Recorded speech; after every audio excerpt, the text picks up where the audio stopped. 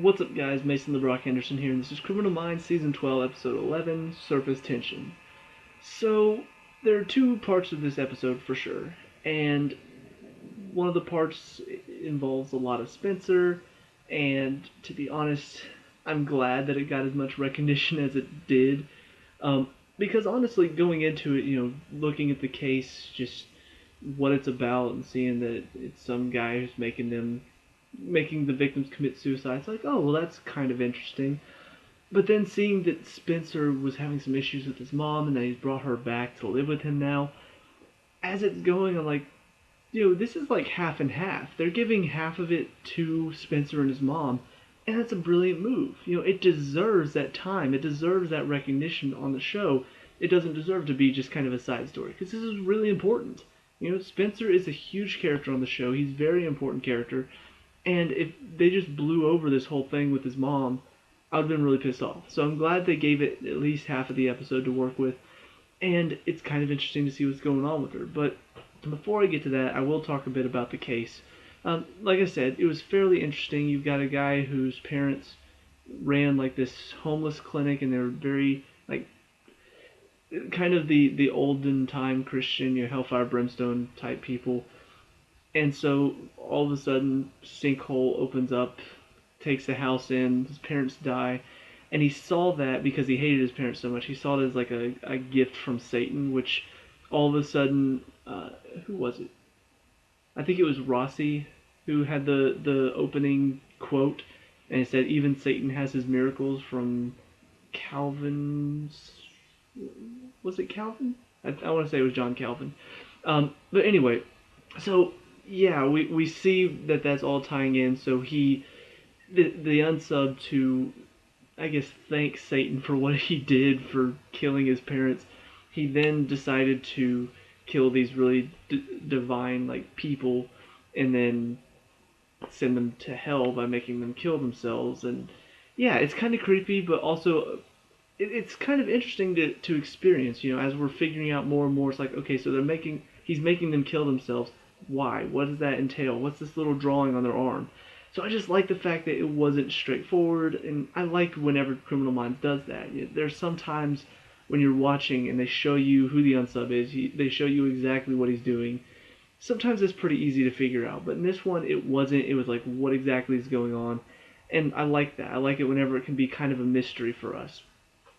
So the case was fairly interesting. One of the things that I realized in this episode, though, and this is an issue that I've had, obviously, for the past however many episodes that the new guy's been on, but I've said before, I don't like the new guy at all. I think he is just really, first of all, he's very boring to listen to. He's very monotone. He doesn't really inflect, at all in his voice.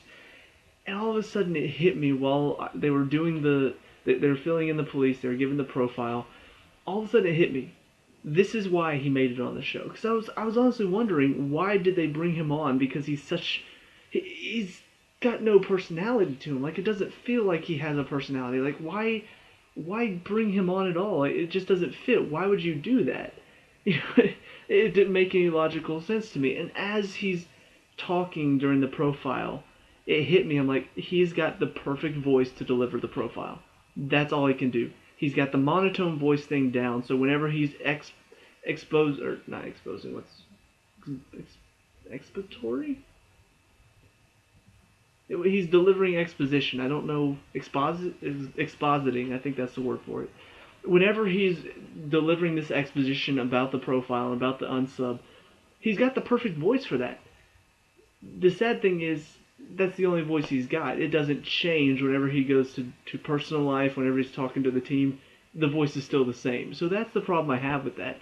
But at least now I know why he got hired on the show, because he knows how to spout exposition in a droll manner, just like they do on the profile. So, all that being said, I didn't mind the case at all. I thought it was fairly interesting. On to the Spencer stuff, though, because like I said, that's the really big part of this episode. We see at the beginning, all of a sudden he gets a call about his pipes bursting or something. So he gets back and everything's covered in water. This one lady's leaving as his mom comes running out of the room, like saying, "You need to leave. I don't trust you." And you realize she's having one of her episodes. and apparently she actually flooded the apartment just to get this nurse type lady to help or to leave that was helping her. And so we see Spencer just having to deal with her for pretty much the entire episode. Like we see he's giving her medicine, he's trying to help her. Every time she gets on one of her episodes, he's trying to help remind her who she is, who he is, all of this stuff going on. And it's really heartbreaking. Just watching all of this, watching how much he has to go through just to deal with her. The fact that he wants to help her and she doesn't want to be helped. Everything he does for her, she's just like, she hates him for it, and she doesn't want his help. She doesn't want his medicine. It's sad. It's really, really sad. And all of it, just watching the entire episode, is just, it's so heartbreaking and it's emotional. And that's what I remember the most about Criminal Minds back when it was at its peak. It was not just about the unsubs case after case. It was not just about, ooh, the creepy, who's this person, what's his thing, ooh, it's really, really creepy. No, it was about the team. It was about watching them have to deal with certain situations. Spencer having to deal with his mom at times, and also, he had a drug addiction at one point.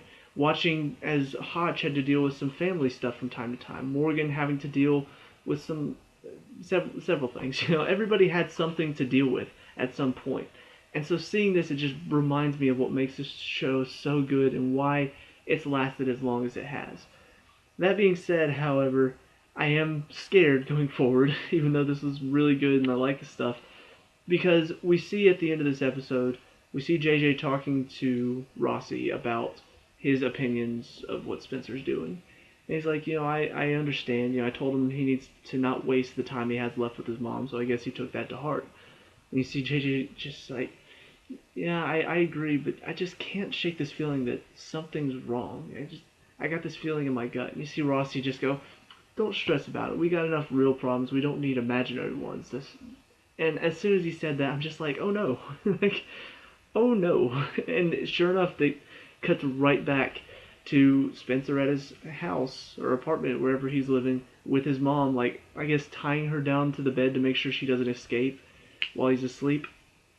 And if that wasn't bad enough, that foreboding sign, when I was looking up the title of this episode, I looked 2 episodes down, and not tonight's episode, but next week's episode is called Spencer. And for those of you who, for some reason, just now started watching Criminal Minds and maybe missed last season there was an episode called Derek. And, yeah, that one was pretty emotional, involving Derek Morgan, right before he left. I don't like the signs here. And obviously, some people know already if somebody's about to leave the show, because it's pretty much talked about if somebody's not going to be on the show anymore. Derek last season everybody already knew that was looking into the show, that was reading stories about it. They already knew he was going to be off the show. And the stuff with Hotch, stuff with Thomas Gibson, where he gets kicked off the show, everybody already knew that if they were reading about the show. I avoid stuff like that, so I prefer not to know. I don't want to know if anybody's about to be kicked off the show, if there's somebody about to leave the show. I don't want to know any of that. So, yeah, if you have read something about Spencer or Matthew Gray Googler, if you've read something about him leaving the show, or if you've read something that confirms he's not going to be on the show anymore, please don't tell me. I'd prefer not to know, just because it does kind of build the suspense a bit more, and it leaves all of this up in the air. Like if last season when I found out that Shamar Moore was leaving the show, the stuff that happened with Derek on the show, I'm just like, it's not as surprising, because I know he's not going to be on the show anymore. So I just don't want that spoiled. I don't want any of that I don't want to find any of that out until it actually happens. So I'm scared, I'm nervous, but I really like the stuff with Spencer in this episode. The case stuff was not bad. It was fairly interesting. So overall, it was a good episode. It was enjoyable. I don't know what else to say. I mean, that's pretty much it. Good, enjoyable episode of Criminal Minds. Take that as you will. So let me know what you guys think down in the comment section below. What did you like and dislike about this episode? Let me know. We can talk about and discuss all that good stuff. Leave a like and subscribe to future Criminal Minds, and I will see you at the next one. Peace out.